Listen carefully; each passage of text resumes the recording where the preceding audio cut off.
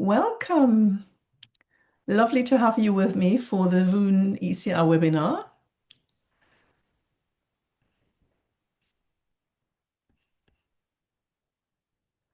So it's 9 o'clock here in the UK. So I think I'll get started because we have 2 hours together and I'm really looking forward to working with you.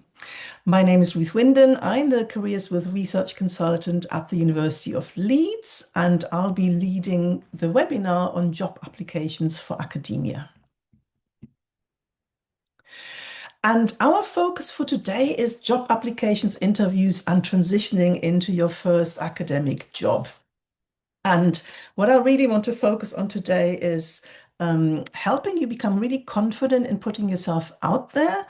And I want to share experiences of working with researchers from the University of Leeds and beyond Leeds, and helping you, benefit from that experience that I bring. So my background is in careers. I'm the careers with research consultant at Leeds, and I facilitate the career development of ECRs, academics, and research professionals. And I've been doing this for a long time. It's 30 plus years. I joined Leeds almost 6 years ago, but before I spent my career working in higher education, but also with industry, not-for-profit sector, the government, and I worked across the UK, Europe, and also a little bit in the Middle East and America. And I've worked with colleagues at all levels of seniority. And I'm a fellow of the Career Development Institute. I've been very active in my career, in my profession. The careers industry is very important to me. And my proudest achievement in the recent in the last 12 months is I was voted a values champion at the University of Leeds. And that means a lot to me because values and our values at the university are really important to me in my work and how I interact with my community. And that was a very proud moment last summer. And I'm saying this also to give you an idea of, it's absolutely fine to say, I'm proud of something, this is what I bring, and I'm believing in the importance of it. And we'll discuss that today. So I'm on a mission. I have a reputation of being on a mission, and in my work, I try my hardest to inspire and equip researchers to manage their careers proactively with curiosity and with confidence. And why am I saying this? So proactively for me is a really important one because we all know the world is very competitive. And when I look at the researchers I work with who are finding it the easiest to achieve what they want to achieve, they're the ones like you're coming here to the webinar today, they are proactive. They're not waiting until, the contract comes to an end and then 6 weeks before come to me and say, Ruth, I need a job, can you help me? They're proactive, they engage in development, they really take a step back and think about their aims. They reach out to people, they have those conversations. And I know it's a lot to do because you have a full-on day job, but they take that time to really think, okay, if my contract is running out in 12 months' time, what do I need to do now to help me move forward? And then the curiosity, I think that's really helpful in our careers, having conversations with people, finding things out, and then the confidence. And for me, that is really the topic for today, because I want you to gain that real confidence in who you are, what you bring to the table, and how you differentiate yourself, and what a difference you can make to the next role and the next employer. Just a bit of housekeeping. We will break at the top of the hour for 10 minutes. You will get the presentation. There's quite a lot of detail here. You'll get the recording. So don't worry, you don't have to take too many notes unless you want to. I don't want you to be distracted. I would really like for you to have some way of taking notes because we will be doing some active exercises where I need you to write things down. So either have paper and pen, if you like me, the handwritten approach, or use your digital notes application, or maybe you want to speak into an online tool if that's your preference. You've been muted and the cameras are switched off, so I cannot see you, but I hope we can really communicate together through the chat. And we're keeping an eye on the chat and we'll use that to engage with you. And yes, it would be really lovely when I ask, for, oh, put something in the chat. It would be lovely for you to put something in because then I also get an idea of how things land with you, take notes. And if you have questions, I've definitely planned 10 minutes at the end. But also, before we have a break at the top of the hour, I want to really make sure I go in and can answer any questions. But what would help me is if you can put a capital Q at the beginning of the question, I could spot the questions much quicker than in the chat. And after the session, could you please complete the feedback form? It will really be helpful to know how this landed. Was it helpful? What else would you want? And any topics of interest for for future sessions. This topic today came up because your colleagues last year gave feedback, so we really do listen. So to get us started, and I'll open the chat and have a look. I just want to get a feel for where, who you are, what is your discipline, what stage of your career are you in, and I'm curious your location. I know we're a worldwide audience, but it would be lovely to see if you can put that into the chat. Okay, what stage are you?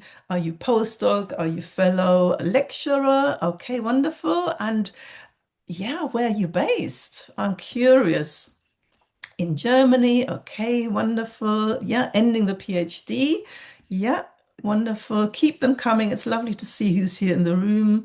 Finally, a PhD, York. Oh, local. Yeah, I am based at the University of Leeds. PhD in the Netherlands, in Maastricht. I did a lot of work with NVO back when I lived in Amsterdam, Switzerland. Also, so many of you are at the end of your PhD. Malaysia. We have someone here in postdoc in Leeds. Yeah. Australia, my word. So for some of you, thank you for being here at the end of your long, long day. And for some of you, thank you for being here early in the morning and maybe halfway through as well. Okay, Pakistan. Okay, already lecturer, but doing a PhD. Wonderful. That gives me a really nice idea of who am I talking to. Thank you so much. Brilliant. Keep them coming. It's really nice to see, what you're doing and the breadth of backgrounds and career stages. Fabulous. Thank you for that. So now that we know a little bit more about each other, some of you are at the beginning of your career in research, and good luck with finishing those PhDs. Some of you are a little bit further down the line. So let's have a look at, what I have planned for you today and the timings. Yeah, we've done the introductions, and I want to talk to you for the first hour very much about, the essential preparation for the job application process. Then at the top of the hour, for me in the UK, it's 10 o'clock. For those of you abroad, in Amsterdam, here in Maastricht, it will be an hour later, and Australia, even later. We'll take 10-minute comfort break and then we come together, and I want to share an approach I use extensively with my researchers at the University of Leeds in creating accomplishment stories that you can use here for CVs, for the application forms, for the cover letters, and you know, and importantly at interviews. So it's a storytelling technique that is so versatile. You can really cover a lot of bases with that, and it works beautifully. So my postdocs and my PhDs always say what really landed me the job were those stories, and I explain that in the second half of the session. And I definitely want to make time for questions. I just wanted to manage expectations because we say the session is about, helping you build confidence, and that is really my focus. What I am not doing, I had a long think about what would be the best use of our time together. What I am not covering is, all the different ways of writing a CV. This information is easily available, readily available. I also put resources at the back of the slide, the final slide. There's some fantastic resources that you can approach and use, because it would take us half an hour to go all the different etiquettes of CVs from Australia to the Netherlands to the UK and across Asia and the Middle East and where we're all based. So I thought that is not a good idea. What I wanted to offer you is something really generic. It works irrespective of where you're based and where you might be moving with your academic career aspirations, and really honing in on a few really practical things that I hope will then really give you, the confidence to put yourself out there. And in my experience, we don't start with writing the CV. We really start with taking stock, who am I? What are my attributes? What are my skills? What are my experiences? What are my unique selling points? How do I put this all together? And how do I put this then on paper? And how do I then present that at interview? So that basic foundation of, this self-reflection on who am I, what do I bring to the table? If you've got that in place, the rest really is so much easier. That's what I want to spend our time together. And I hope that meets your expectations. So just briefly talking about the job search and transition process to put us into context.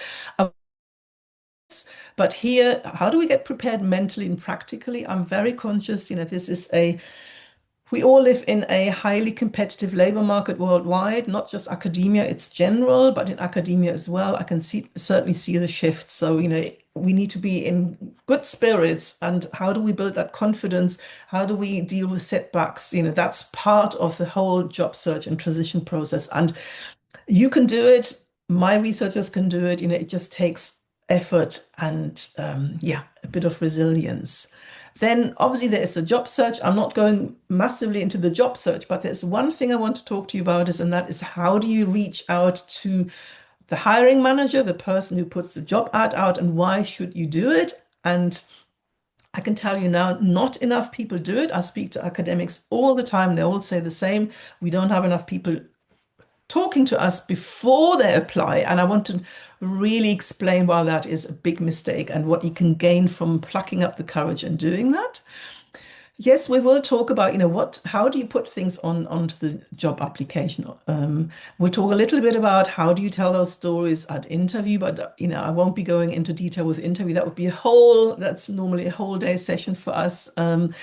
And I won't be doing how do you negotiate your offer as much as I love the topic. But what I also want to briefly talk about is, when you accept a new role, how do you leave your current role behind in a way that, you know, that is, professional and that also, opens doors for the future. So that's what I have planned.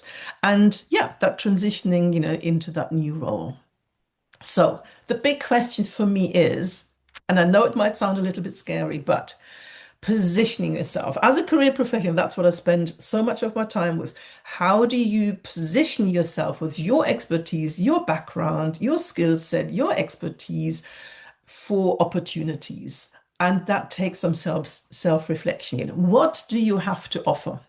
And I know this is normally when my colleagues go really quiet, because I know it feels like a really, ooh, that's a big question. But we'll break it down and explain different elements and how you can come to a really well-informed, round view of what you have to offer. And because there is something about, we might know what we offer, but then how do you show that you are the ideal candidate on paper at an interview? You're not just a candidate, you need to go for opportunities where I think that is a brilliant fit. I'm the ideal candidate on paper, so you get to interview, and then at interview where you prove yourself in that conversation. So this will be all familiar to you, key criteria for academic application. There's so many roles in academia, aren't there? And some of them are research and scholarship mainly, and grant acquisition and income generation. Some are more focused on teaching pedagogy.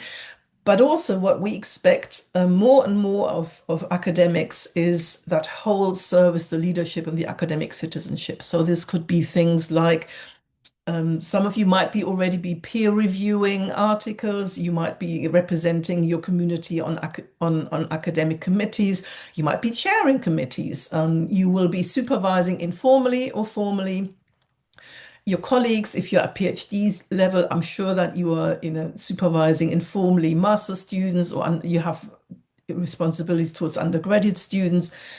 It's this whole piece about, you as a professional in academia. Yes, you have your day job in terms of, the research and scholarship, the the income generation, the teaching, but actually there is also a lot about your community, the researchers, and in the UK, especially if you're based here or have intentions of coming to the UK to work in academia, there is a big drive in towards a more equitable research culture, and research culture is also how you contribute to this. And I work with a lot of postdocs. They're contributing in initiating new projects or new bringing issues to the attention of senior management, or they might be teaching each other, or they're taking leadership in really helping each other grow, learn, and develop. And that comes all under the academic citizenship. And I know this looks like a lot, and it is a lot. It is, there are lots of different parts of being an academic. And you are very familiar with what it means because you're also surrounded by these people and have conversation with them about what they really enjoy about the roles and what the challenges are. So in other words, what are employers in academia looking for? They really want well-rounded individuals, the research, the teaching, the citizenship. And so the expectations are, there's a lot to do. And how do you bring that complexity of what you're doing already across in your application processes? So I wanted to share with you the three biggest challenges I see with applications. And this is based on my many, many years of working with researchers at, the PhD stage, the postdoc stage, and then more senior stages. And the three challenges I really see is, first of all, the tailored approach. I understand the temptation at the moment. People say to me, "Yeah, Ruth, it's a really tight labor market. I just need to apply for as many positions as possible to get the best chance." And in theory, that might make sense, but in reality, it often doesn't.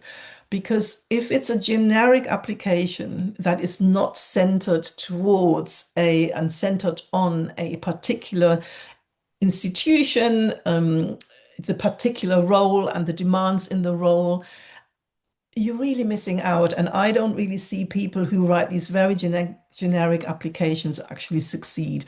It takes time and effort, but really honing in on, the what is the university, what is their ethos, what are their policies, for instance, in research or in teaching, how does my background align? How can I show them what I'm capable of for this position? That's really where you make the difference. And it does take time. I know this, but hopefully today's session will help you with that. Then there's also something about the focus and the relevance. I see people understand where they're coming from, think, oh, I'll just share everything I've done. And then I cover all bases and I can't do anything wrong with that. But that if it's not relevant to the role, for instance, if let's say it is a research position and you go, you share a lot about the teaching, it's just the wrong focus. And because the focus has to be on the research. And yeah, it's good to, show something about the teaching experience, but not making that the main focus. It's just really being clear, what is the role for and what is it centering on and what do I need to bring forward and emphasize and what do I maybe yeah, make smaller, less prominent, just to make sure that I really hit that brief. And then the last one, and that is a really hard one. Hard because it will really make a difference, and that is clear evidence. So I'll show you a technique today. How do we evidence our accomplishments? And in a way, that it doesn't feel, uncomfortable. I know, the researchers I work with is just so absolutely brilliant what they do, but they're also very, very humble, and they find that really they say, I don't want to show off, I don't want to brag, I don't want to be big-headed, but there is no need for this. I'll show you a storytelling technique where the evidence will be clear and the power comes from the story, learning how you're applying yourself in, on paper and at interview. And it feels natural but it gives the evidence because I'll show you a job description where it becomes very, very quickly clear. Some of it is how do you show enthusiasm? How do you evidence that without saying, oh, I'm very enthusiastic? And I'll give you some ideas about that. So tailoring, relevance, and evidence are the three key terms that we need to bear in mind when we do our applications. And I know it's not easy, but you can do it because my researchers can do it. And, we'll work on that today. So there are these three elements. There is you, and you have to make that case for you. I remember when I was early in my career, I found it really cringeworthy to think I am the best candidate for this, but I needed to learn to see I'm going for opportunities where I am exquisitely situated and positioned. This will bring out the best, and I can play to my strengths, and finding these opportunities and then going in there. So, what have you got to offer? That's the research you need to do. And you are researchers, so that's a wonderful thing. This should come relatively easy because you're curious, you're methodical, you can run it like a project. It will come to that more easily because you're good at research. Make yourself this whole career development a research project. Then the other thing is obviously the university. And, it's really important to remember universities differ enormously depending on where you are in the world, depending on their regional roles, depending on their ethos. We have universities that are highly research intensive. We have also universities that are more focused on the teaching side. We have universities that have big international ambitions. We have universities that have a very strong regional focus and want to upskill the regional workforce. So there is not one university that is the same as any other. So what does that university stand for? What are their policies? What is their ethos? What are their ambitions? It really is important to be aware of that because then you can really align your application with the general outlook. And then there's the role. And the role will give you ideas and it will give you obviously the expectations, it gives you the criteria. But there is something else, and I'll bring that in a little bit later, that I think you needed to learn about the role. But really analyzing the role and going through the different elements and really saying, okay, this is the knowledge, the qualifications that they need, this is the experience they want, these are the skills they're after, and these are the attributes and the qualities. And all of this is research. You can do this. Can you see why I'm saying it is a lot of work when you apply for opportunities? But when you do that homework, and the more you do it, the quicker you will get, especially when you work on yourself and the awareness of what you bring to the table. Once you've got that established, it becomes much quicker.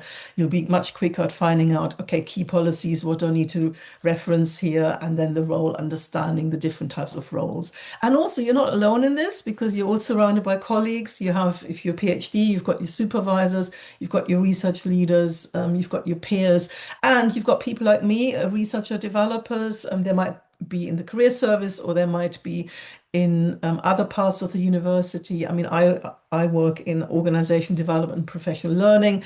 You might have they might sit in the research office, but please do not hesitate to reach out to these people because our role is to help you with this. You're not alone. Okay, let's just have a look at a candidate brief. And I just wanted to bring that in. It is from the University of Leeds. It is the institution at which I work. So I can read between the lines because I know where I need to read between the lines because I know our policies. But if you weren't at Leeds, this is what I would want you to do. So it's a candidate brief. It's a lecturer role in digital transformation and innovation. It's based in the business school. So far, that's all clear. And here are the essentials. The essential criteria for the role. And what I see at the moment, and it would be interesting to see what you find, what I see is, I used to say, well, if you hit about sort of 70, 80% of the essential criteria, it's worth considering an application. At the moment, because it is so competitive, I must say it's gone to really 100%. And almost now, okay, 100%, and then they look at the desirable qualities and the desirable criteria, and then I also play a much greater role because it is so competitive. And I'm not saying that to disencourage you, but I want to help you really understand here what is behind this candidate brief. So in terms of subject-specific knowledge, it's here in green. yeah, PhD in digital transformation innovation, that's very specific, but they're also saying, or closely related discipline area in information management. So that broadens it. So obviously, if you have a PhD in digital transformation innovation, fantastic. But if you have something a little bit broader with information management, doesn't mean you obviously still can't apply. So that's a simple thing to identify straight away. Then we're coming here to the transferable skills, and you see them here in yellow. So contribute to develop interdisciplinary research projects. There's nothing here that would be unfamiliar. High quality research. Leeds is a research intensive university, so research is really, really important, but so is teaching. And now this is the interesting one. A proven record of teaching in a university or professional environment with an enthusiastic approach to teaching. So that is more like, how do you do it? And I'll show you after our break, how do you bring that across? How do you bring across enthusiastic approach to teaching? And but what I wanted to highlight here is the experience of proactively developing new teaching approaches and materials, including an awareness of the potential of current educational technological advances in learning and teaching. If you are not at Leeds, you might not recognize what that is. We have a strategy, a teaching strategy called Curriculum Redefined, and anyone who teaches at the university will be familiar with this and will be implementing that strategy and will be working within that context. It doesn't say it here. So this is where I would say this is where you need to really do your research. Any university has their own policies and strategies. But this is basically curriculum redefined, and you can Google it and you can go on the University of Leeds website and you can see it. It's there, it's in the public domain, you can read it, and then that gives you an idea of where is this coming from, what are we trying to achieve, and how can I bring my background into this and reference that strategy. And that will be so much better than not doing that work. I hope you can see what I mean with that. Let me just quickly look in the chat. Okay, yeah, and please do not hesitate to ask me questions. Maybe this all makes sense so far, but if you have questions, don't hesitate. I'm very happy to answer them, and I'll make time. Okay, so candidate brief, we're looking at the specific knowledge, the qualifications, the transferable skills, and the qualities and the attributes. And a lot of it, you think, how do I show willingness to engage in impact and engagement activities? This is something that I find PhDs and postdocs really enjoy very often. You know, the outreach, the stakeholder management, the engaging with the public about their research. There are lots of opportunities to do this. I know you will all have opportunities, you know, so this is what's behind the engage in impact. And impact is a specific word we use here in the UK in terms of the impact of research. It gets assessed by the government and then decides how much money universities get for their research. So there is a lot behind this. So understanding this when you either move to different countries or you go to different institutions. I mean, if you work in the UK, what impact and engagement means is probably common knowledge. But depending on where you work in different parts of the world, you might have different words for it, or it might not be so familiar. And that's obviously the same if anyone from the UK wanted to move abroad to go to different universities. So being aware of the idiosyncrasies and the terminology across the world is a really important part of all this.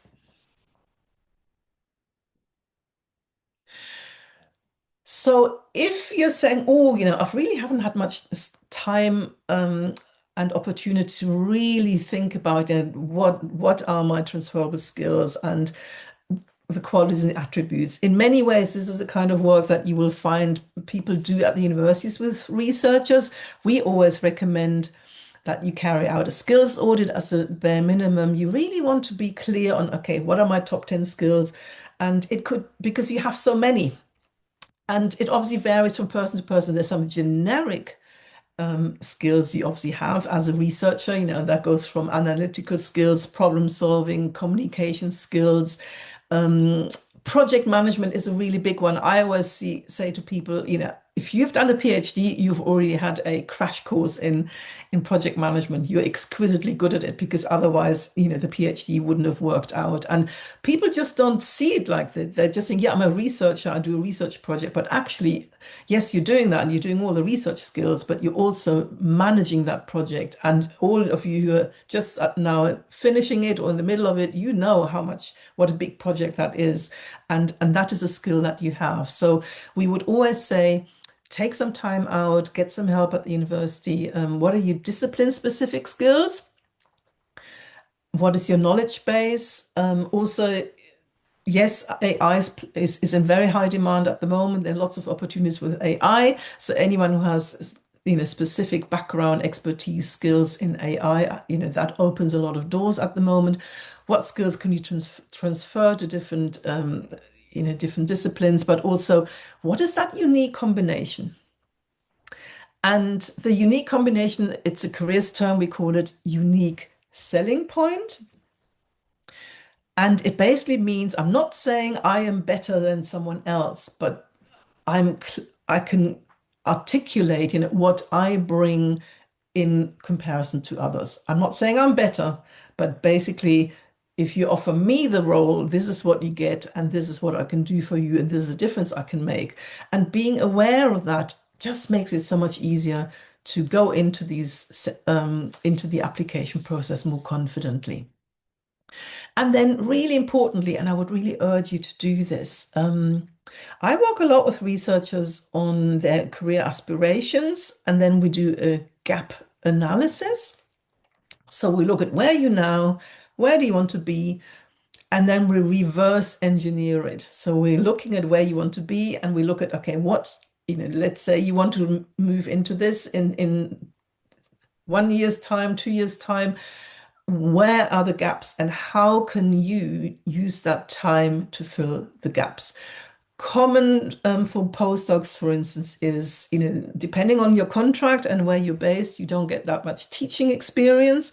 And if they want to become a lecturer, they need the teaching experience. So we would then be looking at, okay, where have you taught already? And it's not just lectures, it could be group work, it could be demonstrations.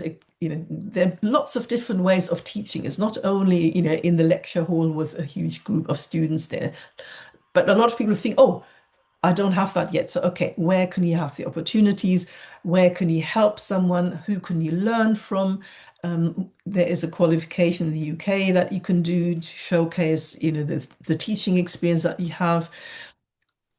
All these things take time and you need to plan them ahead, because when you're under time pressure, you don't really have much time to develop all these skills. But if it's really the teaching side, I really want to go down the lectureship route and I don't have enough teaching at the moment, how can we make that happen? What do you need to do? And so these areas for development, I can't urge you to look at that early enough. We all have gaps. It's totally normal. Whatever career stage you're at, there will always be gaps. Nothing to be ashamed of. It is what it is. And we, as a professionals, we always learn and grow through our careers. But how can you close the gaps? And this is why I would really encourage you, even if you think, oh, I'm still in the PhD and I don't need any of this for the next 2 years, I would really start looking at opportunities, job descriptions in your field to get an idea of, okay, what are they asking for? Which of the criteria do I fulfill at the moment? Which ones might are a little bit difficult because I just haven't had enough experience yet? If so, where can you add that experience so that by the end of, let's say, if you have 2 years left, that you can say, I'm now in a much better position than 2 years ago because I have focused on the right development to make sure that I'm in the right place and with the right credentials and experiences and skills that make me now a strong candidate. So please ask yourself, what are my areas for development? And we all do this, and then just reverse engineer, basically going from the future backwards. If I have a year's time or 2 years' time or 6 months' time, what can I realistically do in that time to fill those gaps?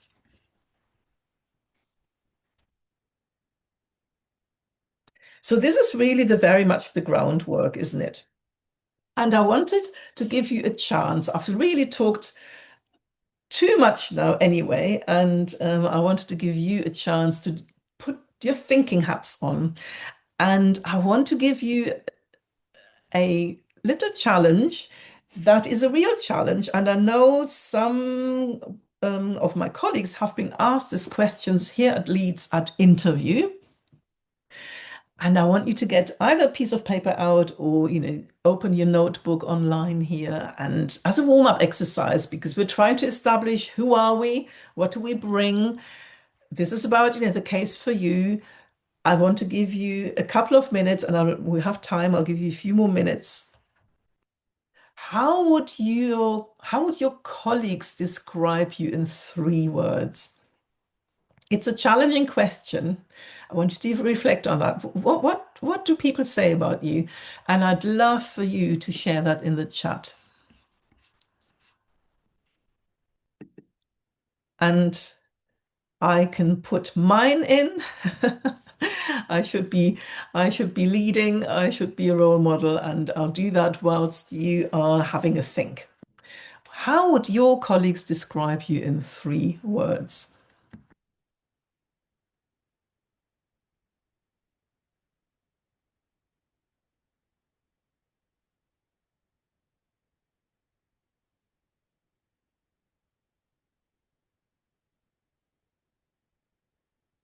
Oh, wonderful, they're coming in. Oh, you are so quick. Okay, let's see. So have a look at the chat. Organized, caring, and ambitious. Oh, and I would love to say, oh, tell me more. I'm getting so interested now. Wonderful. Organized, caring, and ambitious. And have a think about what is underneath this. So, ambitious, what does that mean in your case? Caring, how do you show it? Organized, give me examples. We can't give examples now, but do you know where I'm coming from? I want you to get it clear on this is who I am, this is what I bring to the table. So, this is a great starting point. And after today, after this session, I would love for you to go into more detail. Okay, organized, how do I show this? How do I show I'm caring? Ambitious. Great. Problem solver, negotiator, people person. Wonderful. So, what kind of problems can you solve? Tell me about the negotiator. Go into what kind of examples. Are you negotiating with, I don't know what you do, Priya, but let's say, you negotiate with colleagues, maybe you negotiate with suppliers for the university, and the people person. What does it look like when Priya is a people person? We have here Gehan, dedicated, analytical, curious. We have organized, hardworking, and compassionate. Oh, another person who's compassionate, wonderful, enthusiastic, yeah, compassionate, leader, confidence, and ambitious. Okay, leader is a big word. Again, a great opportunity to go deeper. Okay, where do I lead? How do I lead? Where am I at my best when I lead? These getting really into the detail will also open up lots of stories for yourself and examples, because if I was interviewing you, I'd say, oh, tell me more about that, and give me an example of when you showed leadership skills. Proactive, oh, that's very lovely, because that's a very good thing to have. Positive, organized. Then we have creative, deep, questioning, yeah, that curiosity, that critical thinking. Wonderful. Dedicated, outgoing, but sometimes clumsy. Oh, we can all be clumsy. Yeah. Oh, that makes me laugh. Dedicated, outgoing, but sometimes clumsy. Um, Meticulous, helpful, knowledgeable. And I know the person who said that, absolutely true, because that's a Leeds colleague. Welcome, Marianne. Then we have good listener, critical thinking, know-how. Yeah. And listening skills are so underrated. Wonderful. That's a key leadership attribute, critical thinking, know-how, and know-how in what area, go deep. What does it look like? Can you be really specific? I know I only ask you for 3 words, but I'm just giving you ideas how to take this to the next level here. Oh, and then we have someone who never gives up, lifelong learner and innovation. Brilliant. That tenacity. We all need tenacity, but I have to say, I think you really need an extra dose of tenacity in when you work in academia, because there's just so much to do, and you always deal with problems. You're always finding solutions, and you can't give up. You need to keep at it. Absolutely. And the lifelong learner. Don't forget, this is so important because anyone who is in your positions, unless you love learning, it would not be a pleasant experience. But that sets you up for whatever the life and your career will throw at you. If you're a lifelong learner, you always know you can rely on yourself to keep developing. Absolutely wonderful. What else do we have here? Respectful with colleagues, innovation in teaching and research. Great. Have we got any more? Any more? And it's lovely innovation in teaching and research. How can you drill down on that? Um, and if you're not sure, I would always recommend go back to your colleagues and say, last week when we we're having this conversation, you made a comment about my innovative teaching style. And I just wondered, can we have a conversation about this? Because I'm really curious. What did you mean? And, because that would really help me become really clear about and improve or develop my teaching approach even further. Yeah. For me, this when you know what your colleagues are saying, it means A, you're having conversations with them, and B, go and talk to them, talk to your peers, talk to other PhDs, talk to other postdocs, talk to your lecturers, talk to your research leaders. I think we should all have conversations about this because we spend a lot of time at work and people do notice how we behave and what impact we made. And it's just a really good conversation starter. Absolutely wonderful. So thank you so much for sharing that. That is really great. Okay, now that you've passed the 2 minute test and you were quicker than 2 minutes anyway, I'll give you one more. But this is all helping you think about what is your USP, what is your unique selling point. Right, because I have another little exercise for you. I want you to start building a master file. Some of you might have this already, like a bank of evidence. And what I mean by that is it's so much easier if you collect all the information about yourself, about your subject specific knowledge, about your qualifications, about your experience. And don't forget, non-academic experience matters too. Yeah, we need people who can also go beyond academia. All that experience is really important. You are who you are because of your experience, your work, and your life experience. So don't neglect, don't think, oh, it's only academia.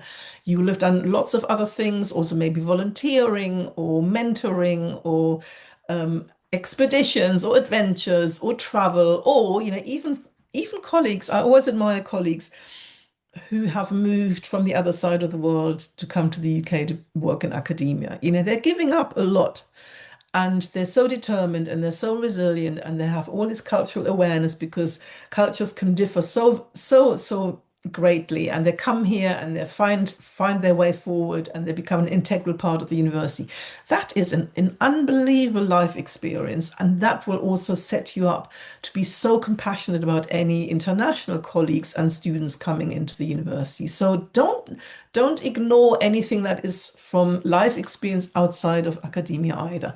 Your transferable skills, your qualities and attributes. And what I mean by making a master file is basically it will be a very, very, very long Word document or whatever software you like to use, and you have the headings, and it will have all sorts of things from, lecture, your lecturing, your teaching style, your qualifications.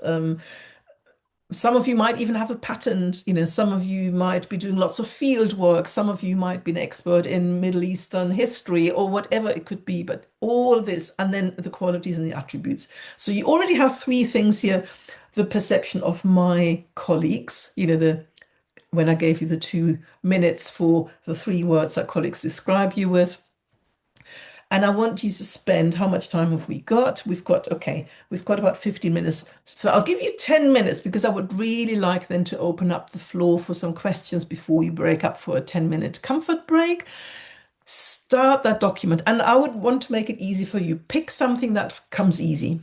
Don't start on the really difficult things now because you only have 10 minutes. I want you to have a success this morning, feeling, yeah, I made inroads, I made a start here. So you could pick any of these areas. What are your transferable skills, qualities, attributes? But I'll give you 10 minutes and just start writing bullet points. Doesn't have to be very detailed, but I just want you to make a start so you can then fill in the detail after our session. And the time starts now.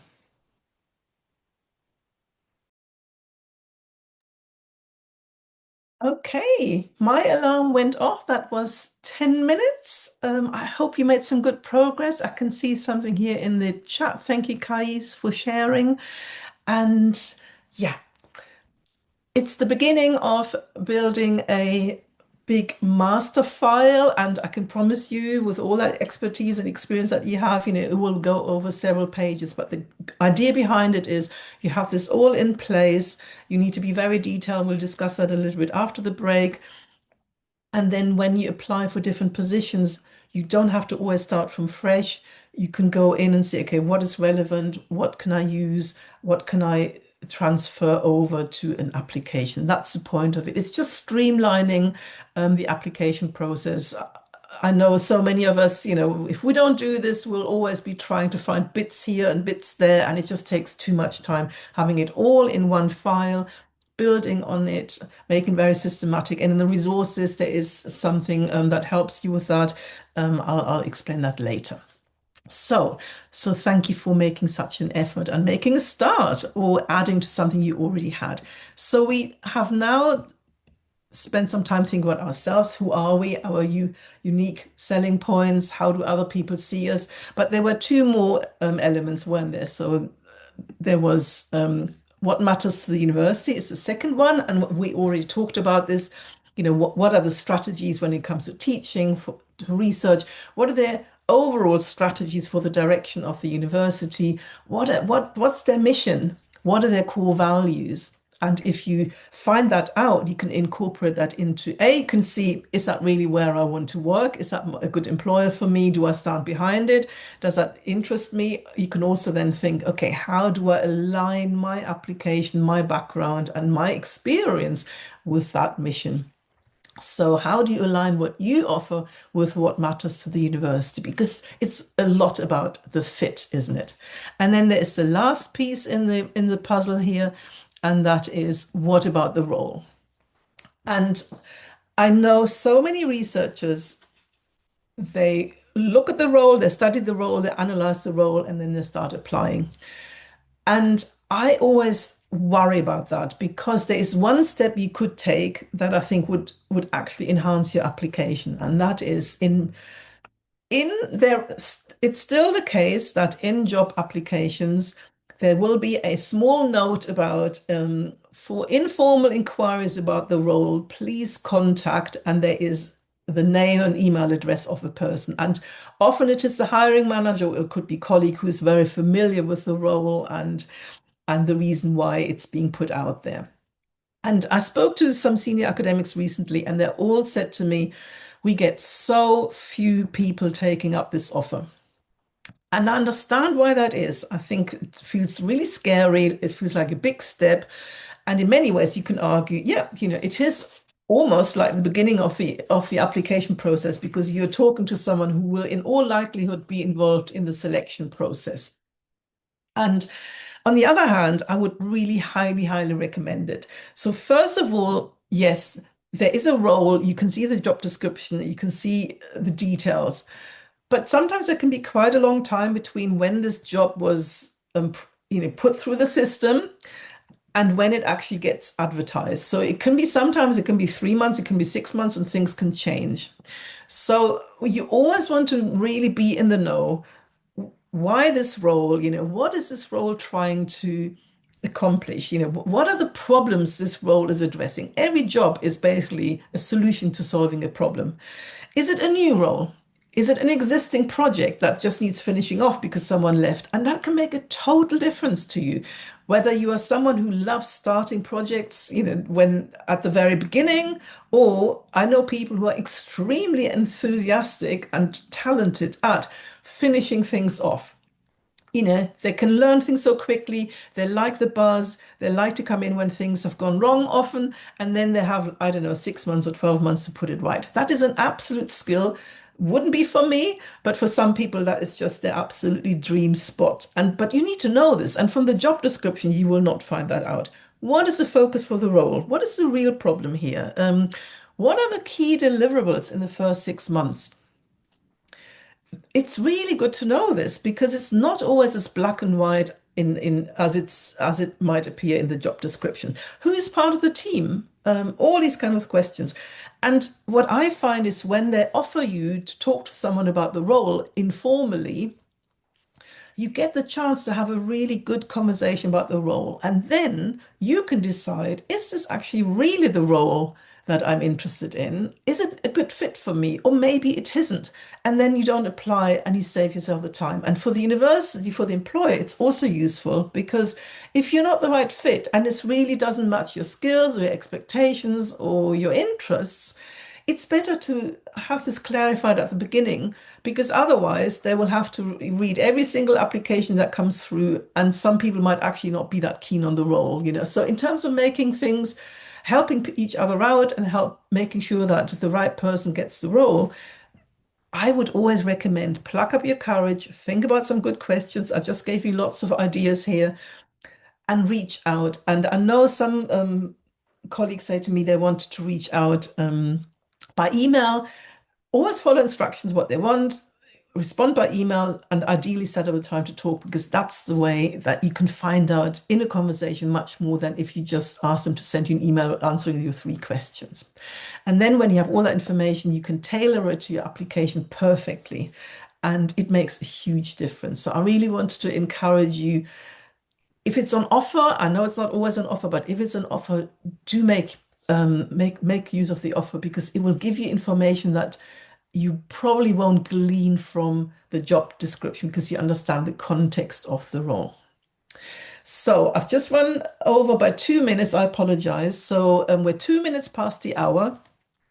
We will come back in 10 minutes. I want you to have a comfort break, get off the screen, maybe get in England, we will probably get a cup of tea now. Come back in 10 minutes, and then I will share with you how to write accomplishment stories. And then we'll make time for questions. And then we've done a lot of work already today. So I'll see you in 10 minutes. Thank you very much.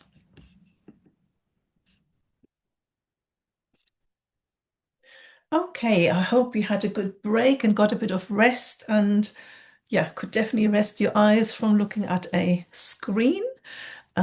Zia, I just saw your question here about could you make examples of the questions that would be worth to inquire about when we reach out to the hiring manager?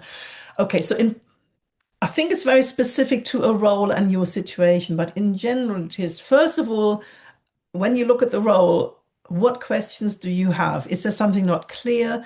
But it's also about, for instance, the scope, or, you know, we looked at the job description for the lecturer in the business school at Leeds, and it was the focus on, um, oh no, my mind has gone all blank.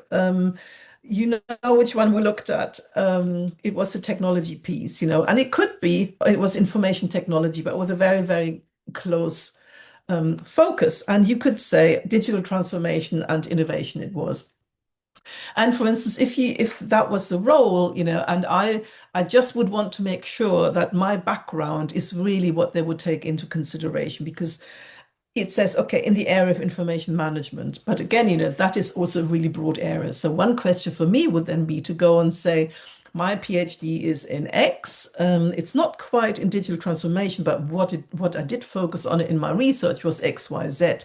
And is that something that, you know, you see as a valuable background? Because if not, then I will not apply. Can you see where I'm coming from, Zia, with that? Or it could be, um, you know, you can obviously, or you know, always say start with the research. So you could look at, okay, for instance, you know, student numbers or background of students. For instance, you know, we have a high number of Asian students in the business school. So if you spoke, let's say, you know, one of the languages, you know, bring that in, or it's opening the conversation and understanding what is this role really trying to do? Is it a new role? Is there a challenge? Are they expanding in that area? Who else is in the team? Would you be the only person leading on this? Are there other colleagues who work on these things? So it's these kind of things. But I think the angle always has to be what helps you then see, A, is this a good opportunity for me and I want to apply, but also how does your background fit? And is there a good match here? And then any pieces of information that help you then think, okay, I hadn't realized, they're really looking for someone who can work closely with some colleagues who are PhDs, and so PhD supervision is really important. And then you can make those, then you can decide, is this something that's interesting for me or not? I hope that it's hard to give you sort of general questions. I think it's very much case to case, but I hope it gives you an idea of look at the role, look at your background, what natural questions come up anyway, and also is there anything that you don't have, but you want to say, I don't have this, but I have that, and is that something that you would consider? Okay, right. Let's go into our accomplishment stories. And you might be familiar with them. There are certain acronyms you might have heard of in the Anglo, in sort of the UK environment, and also in the US. I know in English-speaking countries we use them quite regularly, but maybe you haven't heard of it. So I'll introduce what I mean. So it's all these I call them accomplishment stories, and they come with certain acronyms. So I just want you to picture the scene. You are at a job interview, and the interviewer asks you, tell me about a time you showed X skill. How would you respond? And I know some of you said, oh, I've got leadership skills. So it could be, tell me about a time you showed leadership skills. Where do you start? Where do you stop? And if you're like me, I can talk for England. I can talk a lot. And if I don't know exactly, if I haven't had enough time to think about it, I might start waffling. And that is not a great way to respond. So in many ways, interviews are storytelling time. It's showcasing what we bring to a role by sharing stories. And there is something that we call CAR stories, challenge, action, result. You might have heard the terminology STAR stories. That's situation, task, action, result. It's situation task is very much like the C for the challenge. I just sometimes think, as researchers, you don't wait there for a task. You are so self-driven.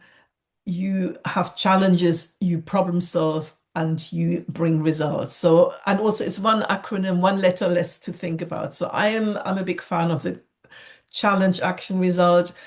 But if you'd rather do situation, task, action, result, you can see the action and the result is exactly the same. And whether you call it a challenge or a situation and a task, it's by the by. So that's something that we work really extensively with. And to be honest, my researchers say to me, you know what, Ruth? The car stories landed me the interview. Sorry, didn't land me the interview because I had car stories on my application form, because they're often, if it's an application form, it will often say give us examples of XYZ skills and competencies, and then they ask these questions verbally at interview. So let's go into what does that mean, challenge, action, result, and I've got some examples for you, and then we'll take some time for you to write your first one. So you've got something really tangible coming out of today's session. So challenge. It really is the beginning of the story, and it's setting the scene, and it's giving your either those who read it on the application form or you listen to it interview, it gives them the context of what you are now talking about. What in what role, what was the context, what was the reasoning behind it? And for me, a big question is, what is at stake? Because so often researchers come to me and they have the most unbelievable stories. I mean, absolutely amazing achievements where I think, wow, if you hadn't done this, things would have gone really wrong. I'll give you an example. For instance, some research during COVID, they stepped up, and those who worked in labs, they stepped up and took over lab management, and they just kept the whole lab moving and organized and going. And I know COVID is now a few years back, but still, it's examples where they took charge, they did something they'd never done before, they managed the processes, and the lab kept going. And by the time everyone could come back to work, everything was in place and organized and safe, And that is something for someone who's, let's say, at a PhD stage or early postdoc stage, that is a big achievement. But you need to set the scene, you need to give people the context, and you need to give them a reasoning. Why did you do it? And that's the challenge. So it's just enough that the people who are either reading it or listening to you understand the context and understand the situation for the story. Then the next thing is the action. And this is where the focus should really be, the most information, because, okay, there's a challenge, there's a context. What did you do and how did you do it? So not just the what, but the how, what steps did you take? And you need to be specific. And I know a lot of you work in as part of a team, and it's so normal to say, oh, and then we did this, and then we did that. But you know what? They're not recruiting the team, they're recruiting you. So you need to be really clear about my responsibility was to do X, Y, Z, or I did X, Y, Z, whereas the others did that, or, so make it clear what was your contribution. And the action piece gives people a really good idea of how you approach challenges, how how you behave, what you do, how you interact with people, how you take charge, the kind of thinking you have, the kind of problem solving you have. And that gives a really nice illustration. Okay, people think if you've done it like this before, then we know you'll do something similar when you work for us. But the important thing is to be specific. Often when they're too generic, they don't really work so well. So be absolutely specific. And it starts with using some really strong verbs. And we've given you here a very long list of verbs that you can use. So some of you said when I asked, what 3 words do your colleagues use to describe you? And some of you said leadership. And leadership comes in many different forms, and it makes a very big difference what kind of verbs you use. Did you champion something? Did you spearhead something? Did you orchestrate something? Did you optimize something? Did you introduce people? Did you integrate projects? Can you see that there are lots and lots of verbs, and it just gives you, or team working, did you facilitate? Did you collaborate? Did you contribute? Did you arrange things?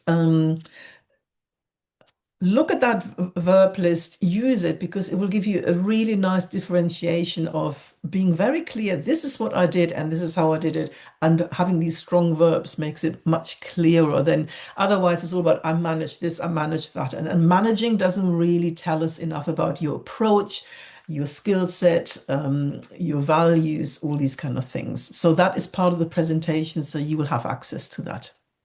So we have done the challenge and what's at stake, the context, then what did you do to solve the issue, solve the problem? And now is one thing that a lot of people forget, and it's in many ways one of the most important parts, and that is the R for result.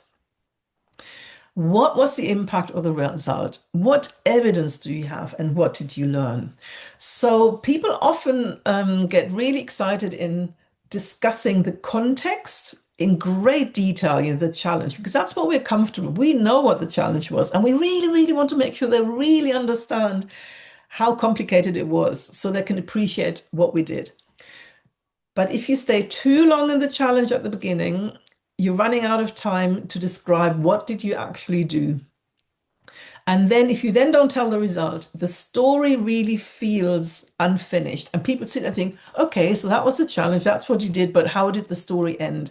Not every interviewer will ask you that. I would always try and say, okay, so what happened then?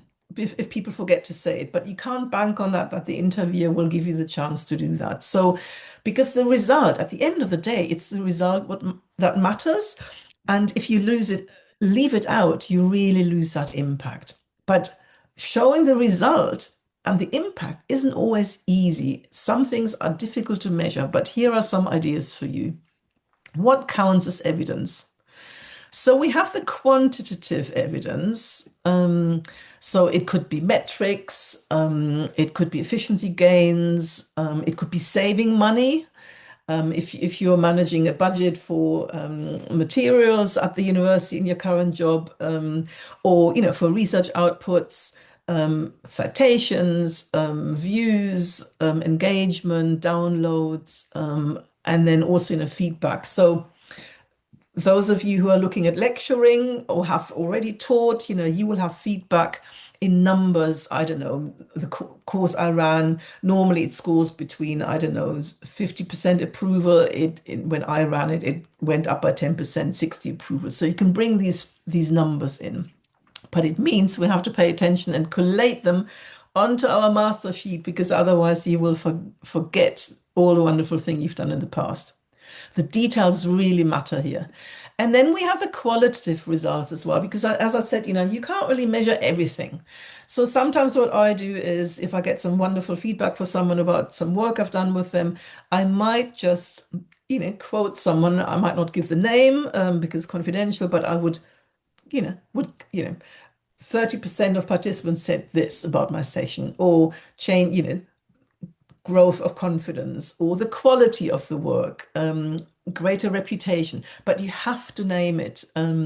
So quantitative or qualitative, but please don't forget the result, because that's what will kill the story. People sit there thinking, so what happened in the end? And they want to hear the impact that you make. That's what they're hiring you for. So, car stories, challenge, action, result.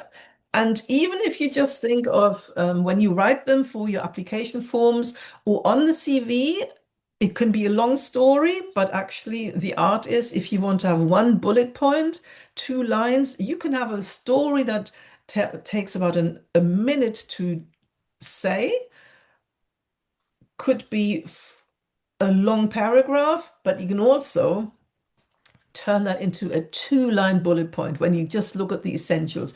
And that's a real art form, but you can also use AI to help you sort of condense it and see what comes out. So challenge, action, result. And I want to give you 2 examples.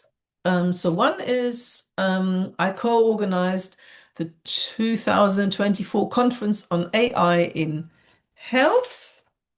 And what I've done is in healthcare, actually, and what I've done is I have color coded it. So the blue is the challenge, the red or the purple more is the action, and the green is the result. So I just let you read this on the screen here.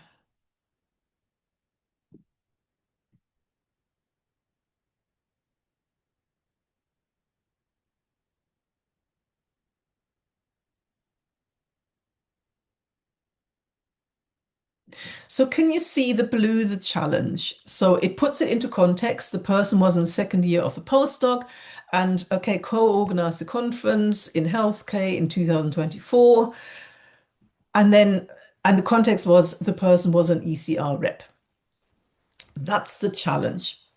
And then the next action is, okay, so what did you then do that made such an impact? And I suggested the conference needed to increase its outreach to early career researchers. And then the person describes, how they developed the idea, chaired it, and then ran the session for ECRs. You could go longer here, but if it has to be short, sometimes short can do it, because the essentials are in here. But you could go into more detail if you wanted. And now comes the important thing. What is the result?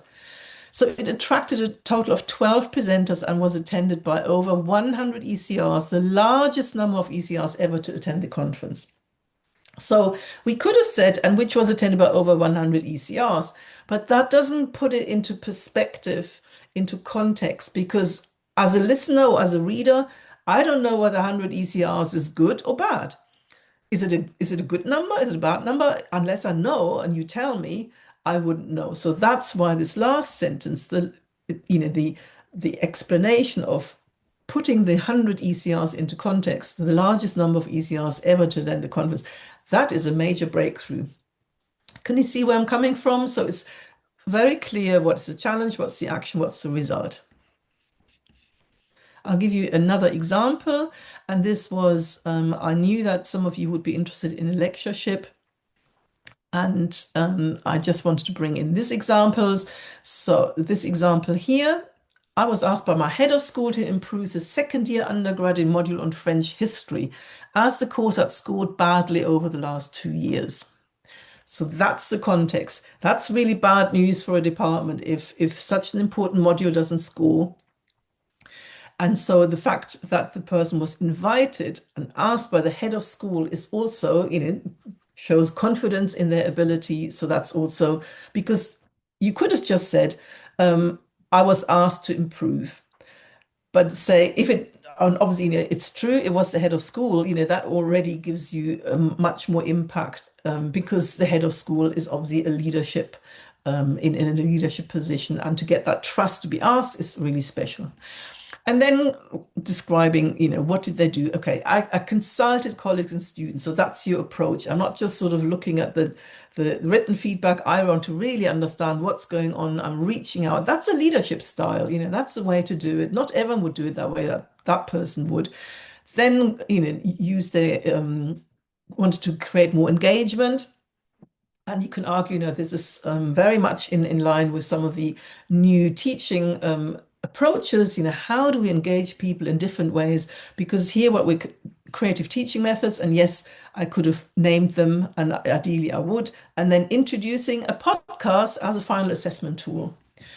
I know that podcasting is on the up in university education, at least here in the UK, and students really enjoy it. So, that is something that works. And here we go. The feedback showed an excellent satisfaction score of 43%, up from 24% the year before. This has been the highest score for this module in the last 8 years.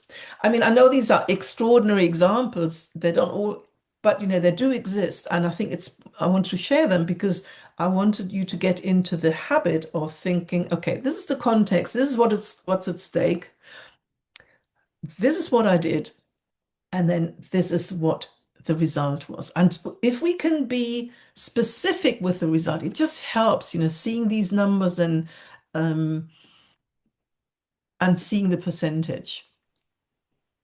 Okay, and I've got here a question from Juan saying, is it better to use an active first-person narrative in the CV as well for a spoken interview? This follows the natural flow of conversation, but how about the written form? Yeah, that's a really good question, Juan. So my approach is in the cover letter, I recommend you use the first person.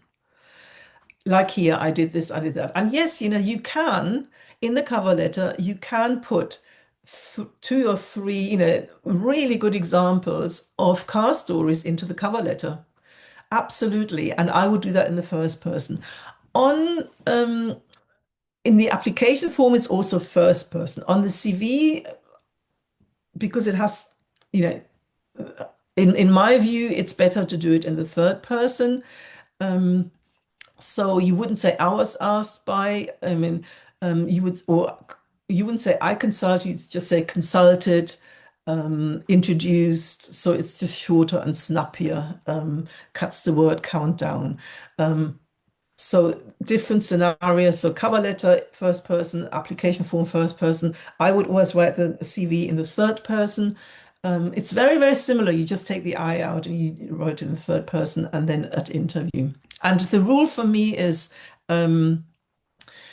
test it out with people. These are relatively short car stories. Also, I can't get it all on the screen otherwise. So I always say, read them out loud or speak them out. And I think everything that is under a minute makes perfect sense. People can really follow because don't forget the people who are listening to you, for them, it's all new. You are totally familiar with your own experiences and accomplishments.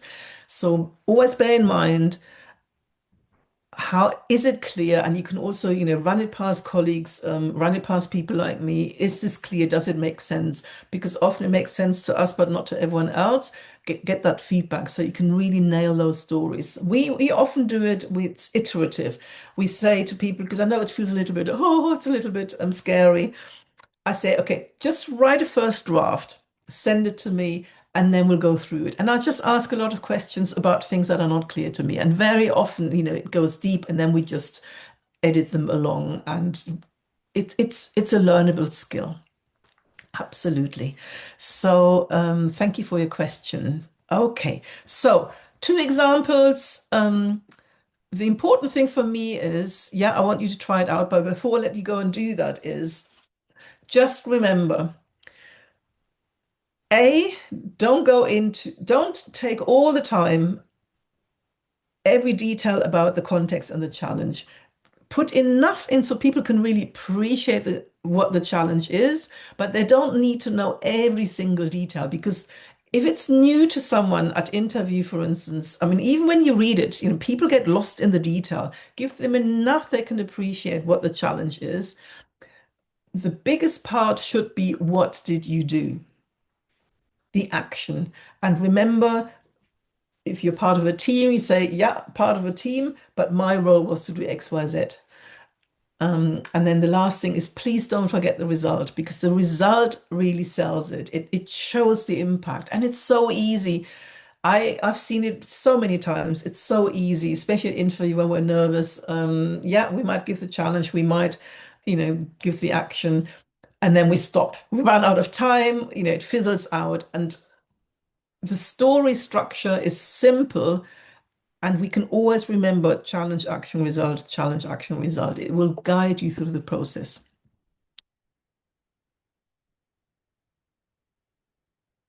So I want you to have a go, and I hope that you are now inspired to give it a go. I am not expecting here the perfect story. I just want you to start thinking on those terms, challenge, action, result. You gave me beautiful examples in the chat about what people say about you. You could pick one up from there, whether it's leadership or being, perseverance, or if you're starting to apply for things at the moment, there might be something in a job description that you think, oh, I don't quite know, I need a story for this. So pick one that really matters to you, and I'll give you 10 minutes.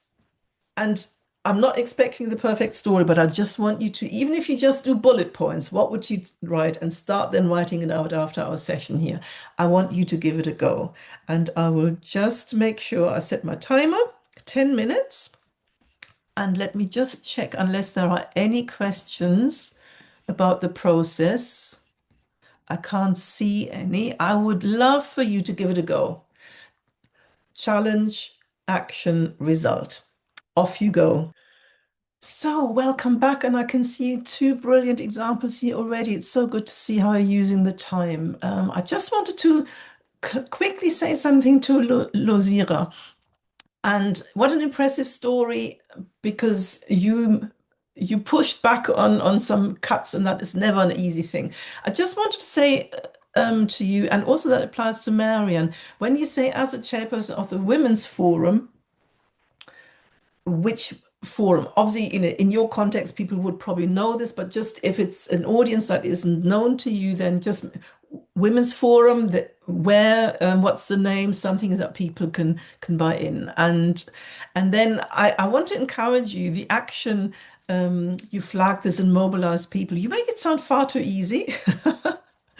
Because I'm interested, from a leadership perspective, how did you do this? So I would love for you to go into more detail, really show the reader or the listener, how do you flag this to management? Did you need to persuade people? And what level? How do you mobilize people? Because that is something about your leadership style, and what a great outcome. And Marian, thank you also for your example, and knowing that you had such an impact, and how and that you both put the results in, and you both gave it numbers and figures. Can you see what difference that makes? So brilliant work already. Thank you so much for that. And I hope it gave you a bit of a flavor of how to do this. It is an art. You will get better and better and better if you struggle with it. It's a learnable skill, but it's one that my researchers say to me, without the car stories, I wouldn't have got the job, and they really learn to hone the stories. And also one thing I want to say is you don't need 20 different stories. I would look at the I would, you obviously look at the job description and you look at the behaviors, the competences that you need to prove. And for instance, both of your stories, Marianne and Lozira here, you could come at it from different angles. You do not need a separate story for each competence. Also, you will not have time at interview to have all these questions. So you can think, okay, I mean, Marianne's story, you could run this as a project management, a demonstration of project management skill. It could be service excellence. It could be team working. There's so many, a good story has different aspects, and depending on what you need to show, you can then adapt and tell, give it a different flavor in the action part. Because we can't all have 20 stories. I'd say go for 6, 7 really strong stories that are flexible. And then if you get asked at interview, you can then flex in the moment. And here, this is the interview situation. It's very, very common. It's basically they look at the competence or the skill that is listed in the job description. Can you give me an example of when you had to communicate your research to a lay audience, or when you had to persuade someone senior of an idea you had and they didn't like it? So that's sort of the influencing, the negotiation, the persuading skills. It's always that question pattern. Can you give me an example of? And you insert that competence or the skill. And one little trick I wanted to share with you, because it really works a treat, is when you go to interview and you respond in the challenge action result, what you then do is, and it's a hiring manager's dream, you then link your story back to the role you're applying for. And what I've learned from this is ABC, and how I would apply this to your role is XYZ. And so you bring your own story. The listener implies from that, okay, if you solve the problem that way successfully in the past, we can expect you to do the same for us. But then you make the link. You make the link to the role yourself, and that gets noticed, and it makes then perfect sense as a listener. So this is in many ways all I wanted to say about car stories. I hope I've encouraged you to start writing them, start thinking about the amazing challenges that you resolve, the great work that you do. How do you apply yourself? How do you conduct yourself? And then what is the outcome? And then at interview, connect to the role. Also in application forms, I do this a lot with researchers. In the application form, we share 2 or 3 stories, and then I say, and how I would use this in this, apply this in this role would be X, Y, Z. So you can also do this on the application form. Right, so that's car stories, or if you prefer, situation, task, action, result, star stories. And I promised I would quickly talk about transitioning into the new role. So you've been successful, you got the offer, you negotiated, you handed in, you signed the contract, you're leaving your current post. And how do you leave things behind? So it's really simple. I would always encourage you, leave your post in good order. If you finish the projects, write a handover document. You wouldn't believe how many people don't write a handover document, and anyone who comes afterwards has to start from zero, and they will be your best friend forever if you write a handover document so people can find their feet quickly. I think it's always good to, not just disappear, thank your colleagues, your community, yeah, honor the role and finish on a high and celebrate. I think we need to celebrate a lot more in academia. Celebrate your achievement, and finishing the contract, having done a great job. And then my top tip is stay in touch, because academia is a really small world, and you're bound. Your paths will cross again. So don't burn bridges. If there's any unresolved conflict, try and resolve it before you go. Part your ways, and then keep those relationships going, because you are in a community of researchers in your field, and people can help each other, support each other, and that's really what we're trying to do with a more inclusive and positive research culture. Just really quickly remember the three things we wanted to do. Get clear on what you offer, your USP. Don't forget to tailor your application. Don't send out generic applications. We just know they don't land. And it's so much work. I'd rather you have good quality, tailored applications than sending lots of things out that are all the same because it will get noticed and it just doesn't get you through. People really want to see, yeah, you've made the effort to really hone in on this opportunity and show us exactly what a great fit you are. And then please, please, please, please provide evidence. So even if it's characteristics like enthusiasm, you can do this with the car stories because the car stories will show you enthusiasm. It will come through much better than saying, "Oh, I'm really enthusiastic about teaching the next generation of students." Without evidence, it will just feel hollow.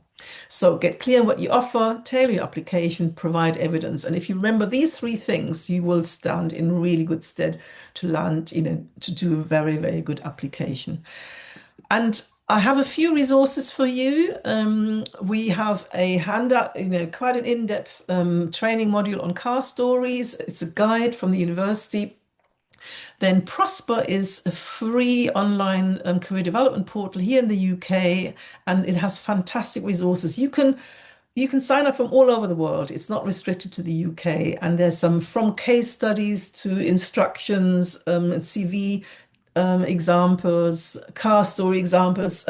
What have people done in their academic careers? What have people done going into different directions? It's a fantastic resource. All you need to do is sign up for free, and you have everything at your fingertips. Then my colleague Taryn Bell, she's an expert in careers as well, and she has written a beautiful resource on narrative CVs. That's something that is becoming very popular here in the UK if you go for fellowship applications. And then I've searched long and wide, and I must say kudos to my colleagues at the University of Cambridge. They have written the most comprehensive guide for PhDs and postdocs with CV and cover letter examples. It is 70 pages. And it's my go-to resource all the time. Absolute kudos. And you can't go wrong with having a look at that. They also give lots of feedback on good CVs, not so good CVs, and why they're not good CVs. So you learn a lot by just going through the materials. And it's for PhDs and postdocs. So at these different levels of your career stage, absolutely highly recommended. And we have a few minutes left. Just wanted to see, are there any questions you might have? Oh, there's another car story in here. Thank you so much. And then Lozira, yeah, lovely to have your comment. You see, mobilizing wasn't easy. So you had to call an email and really, go for it. And that's what I was missing. Don't make it sound too easy because I'm absolutely convinced it wasn't easy to convince management to undo the cut of the budget. Yeah.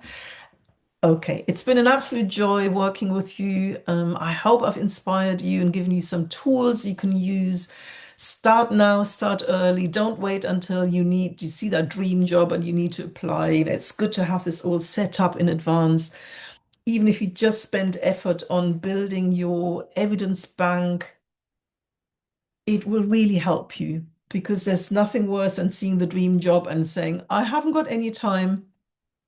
Um, yeah, and I wish you all the best. You can also find me on LinkedIn. I'm always excited to connect with researchers, and I wish you all the very, very best. One of my big motivations in life is helping researchers get the opportunities they truly deserve.